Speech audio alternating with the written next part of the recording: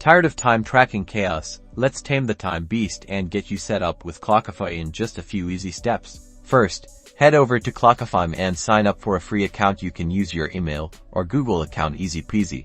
Once you're in, you'll be prompted to create a workspace. This is like your central hub. Give it a name that makes sense for your team or personal projects.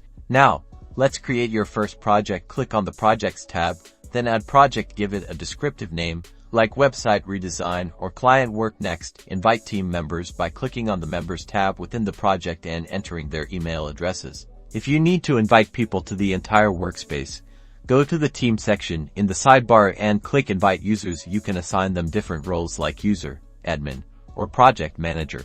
Boost your productivity by integrating Clockify with other tools you use. Head to the Integrations section to connect with popular platforms like Asana, Trello, and more. Just follow the on-screen instructions for each integration. To start tracking time, simply click the timer icon, enter a description of what you're working on, choose your project, and hit start. When you're done, just hit stop. That's it. Finally, dive into Clockify's powerful reports and dashboards to see where your time is going.